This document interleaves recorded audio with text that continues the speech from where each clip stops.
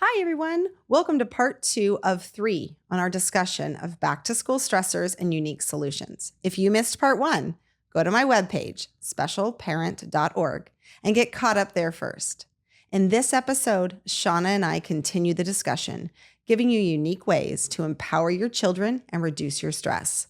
We will talk about developmental readiness for school compared to the age of our children. So let's get chatting.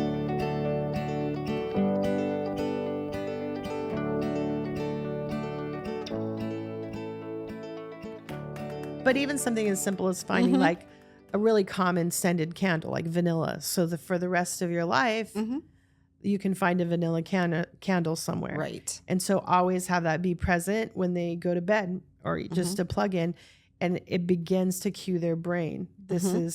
We're slipping into the routine now. And routine, school is a routine. That's one of the reasons 100%. We love to go back, is because it sets our routines up. But if, like you said, we've got to start that before school starts, so that way when school starts and it's the new transition, there's the other constants in our life. So that's a tip about getting your routine started before school starts. Yep. And then school is a transition. New people, old people we may not like. It's really probably the only time in our lives where we as a species are forced to completely immerse ourselves into a culturally different setting. Yes. All new people, all new master and commanders. So, our teachers are going to be new. Every year your boss changes. New.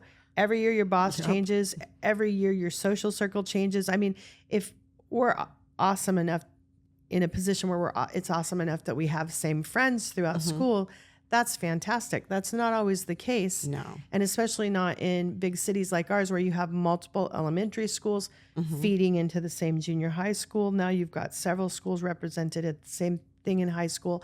This is really the only artifice in our culture where we do that. As adults, we don't once a year flip the mattress on our life and have everything new. Yeah, we have more stability as adults than our kids. And I think that's another tip, is listen to your kids as they go through this. Just give them that space, because you can normalize for them that it's okay to have the anxiety about this. I don't go through this transition every single year. Right. You do, but I'm here to support you because I survived it going through it myself.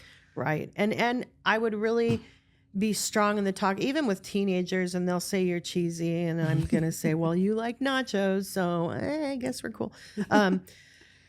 Find ways to enforce that this is the 7th new school year that you've started, or this is the 10th new school year. How courageous are you that you keep going back and you find your way and you find a place? That's incredible. Yes. I, as an adult, I don't have to do that, but you have to do that every year, and encourage them, because we don't really recognize that as a skill, but it is. It is. And it's a huge challenge for some kids. They love it. We have students that are bummed out at the breaks. They're bummed out at summer. They're thriving in the school setting. But I think that is not the norm. There is just a societal expectation that this is what we do. But we're doing this to those who are most rapidly changing and growing neurologically and developmentally. And we're wanting them to completely readjust annually. Yes. It's a lot. And it's a good thing. You mentioned kind of reaching out to the teacher beforehand. Sometimes reaching out to the teacher is a good idea. And I know I did that this year because my middle son transferred schools. And I wanted some of the teachers to kind of just have an idea. He had some unique needs as far as bathrooming and toileting goes. Not that the teacher needed to do any of it, but they need to be aware of it. Right. So I put a picture of him in the email so that way they can have a face to it, you know, kind of also showed his unique sense of style with his bright green shirt and his camo orange shorts with his red Crocs. So I was like, this is my kid's sense of style. He loves to learn. He actually is a pleaser. So he'll work his little butt off, but just understand that all of a sudden when his eyes pop up, if he goes, I got to go to the bathroom. Like, he needs to go now. Yeah. He can't wait for someone else to come back. He can't do these other... He can't wait till the end of the lesson. Right. He's not trying to be disruptive. Exactly. So I think it's important when your kid has a unique need that's going to be different than classroom expectations. We reach out beforehand and just give the teacher, hey, a heads up, without maybe giving them a paragraph or their life story. Right.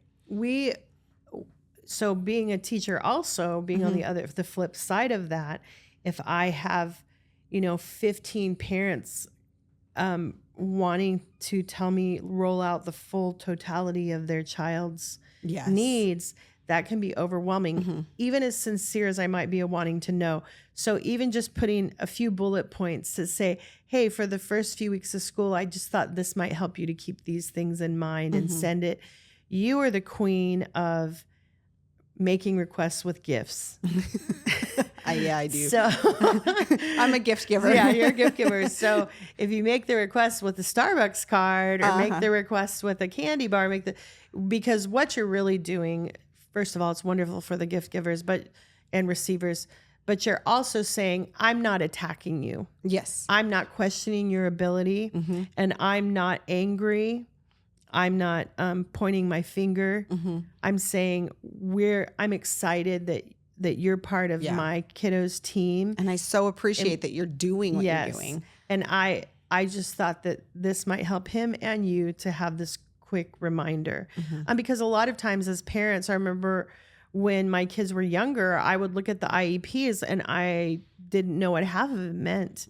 And even now when we get IEPs from another state, we're like, we've got our Indiana Jones hat on. We're trying to figure out piece it apart. Yeah, because the wording is different. The technical wording is different.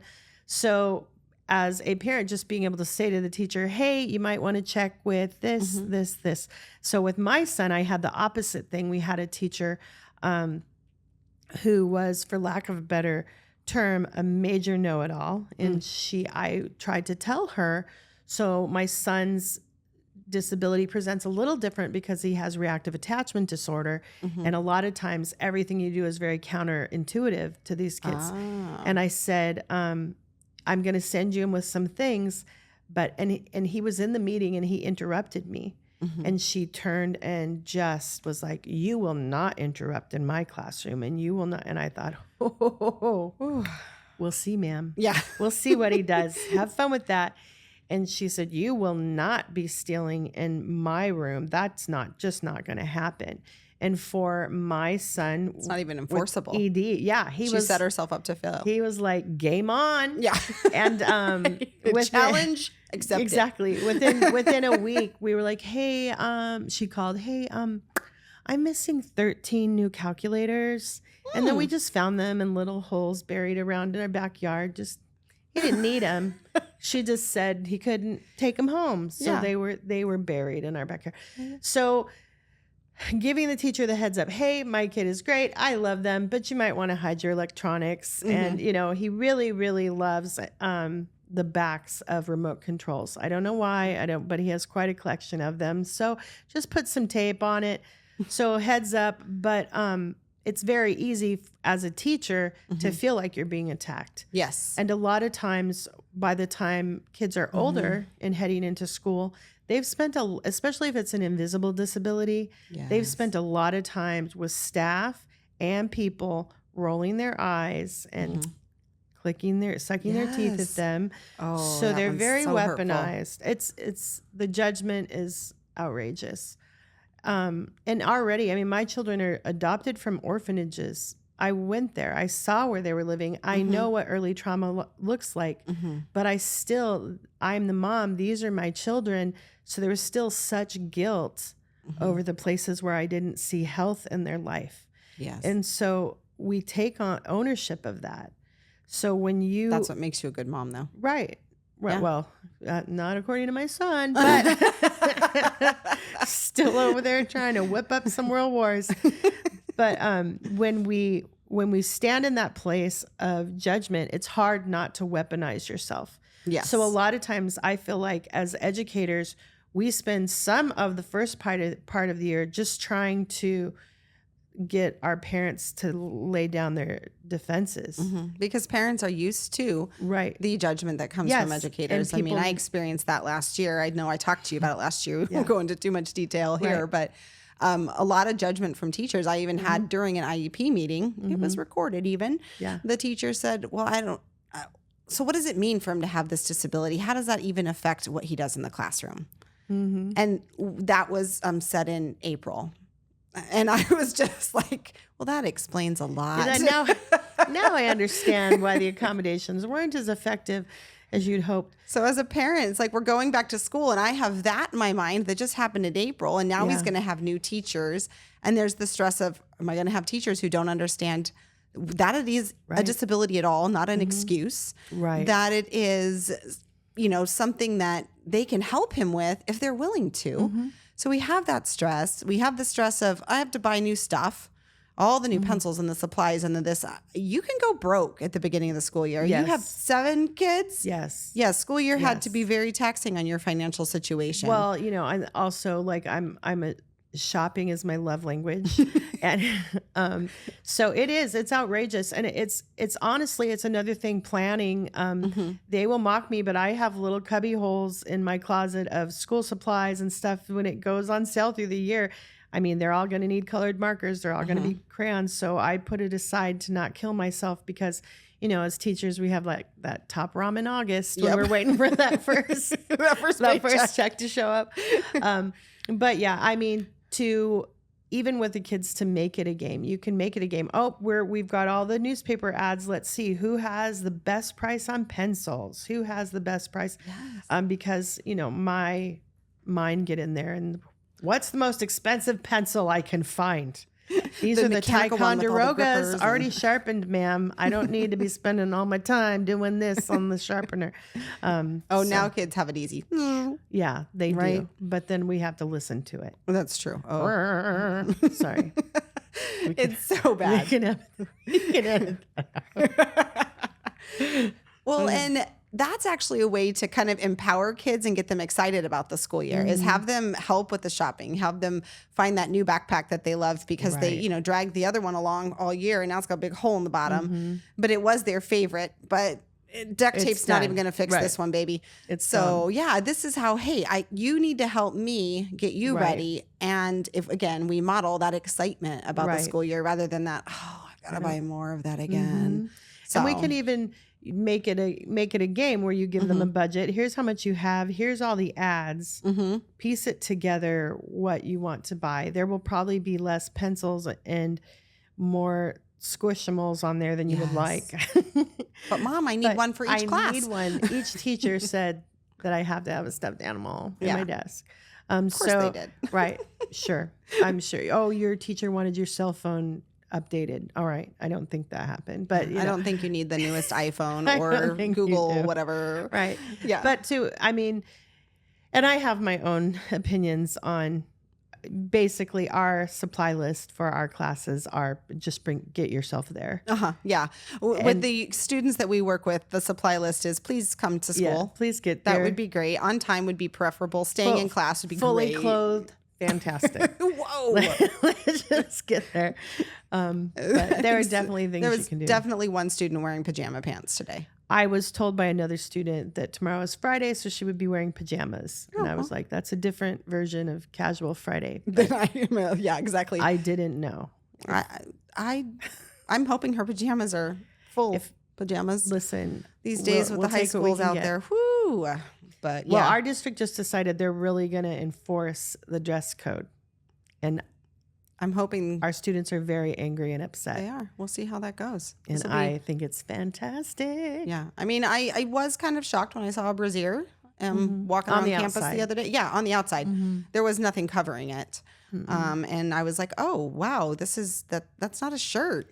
Well, and that's another thing when you're sending your special needs child, it is very often that they are developmentally not where they should be. So they're now, not ready to see. Now they're the twins out there. They're watching. Wow, is this a lingerie showroom? Yes. I didn't know. And we're trying to protect them because we know developmentally they're not prepared for that. And yet they're going into an environment where they're going to start to see it. Right. So sometimes we have to start having the conversation about what our family does just versus to add one more stressor. Right. Exactly. You need to get the pencils, the right color folders, and beware the bra. Right. Like exactly. It's like, oh my gosh. And I watch my son, so my oldest is a senior, but my middle is navigating as a freshman, and I watch him walk around, and I'll be honest, there are times I'm really glad his face is in his phone I'm like, he Right. has no idea what he's just passed by. Okay, that's Right. really Just okay. keep looking at your phone. Yep, just keep Yeah. looking down. So there are times that those distractions can be good. Well, yeah. There are times. Normal, healthy development is what it is, and I think that is the misnomer when their body is developing at a normal rate. And their brain is But their brain is not. And sometimes it's more of a social construct. They're presenting just younger than they are. And so it's not that you're wanting to protect them from the world or do anything. You want them to be able to develop in a functional, healthy curve. Right. And if they're not prepared to process that information, but it's going to be up in their face, then you've got some issues. One thing that we do a lot, and we try to be a lot better about it during the school year, is highs and lows. We'll sit down at the dinner table. What were your highs and lows, and get everybody talking, or roses and thorns.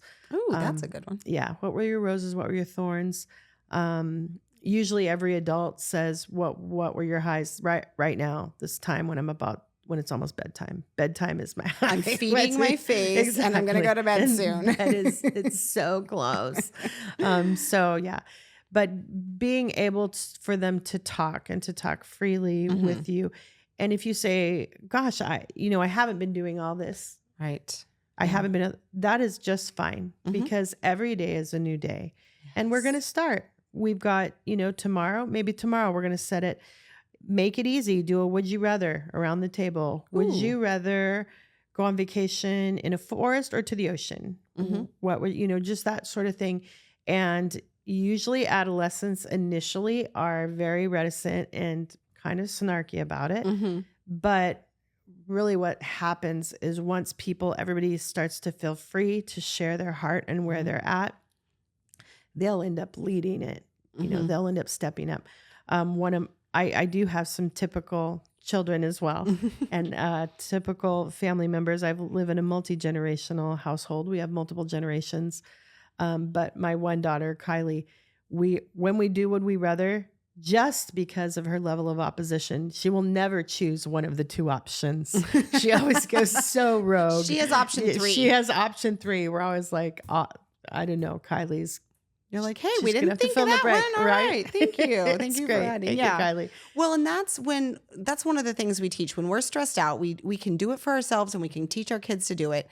Is when we're stressed out, we're in that emotional part of our brain. So if we can do things like the would you rather, or those the highs and the lows, it kind of takes us out of that emotion and makes us think about something completely different, which can calm us down, and then we can process the day better, or the upcoming week of new school, or whatever it is that we're having anxiety about. So those are great tips for, parents to try to help their kids learn to stress a little less, have a little bit more maybe laughter and fun about what's coming up. Rather than telling them, just picture everyone in the room naked. Remember, that used to be the tip, right? Yeah. Who thought of that? I hope you enjoyed part 2 of 3 of our discussion on back to school. Shawna and I continued giving unique examples and solutions. We discussed routines, communication with teachers, ways to encourage our kids, and why school is such a unique experience in everyone's lives. As parents, we believe that all parents can help find the balance between age placements in school and developmental readiness. Join us next week for part 3, where we talk about healthy coping strategies for back-to-school stress, and wrapping up how to start this school year. Thank you so much for watching and listening.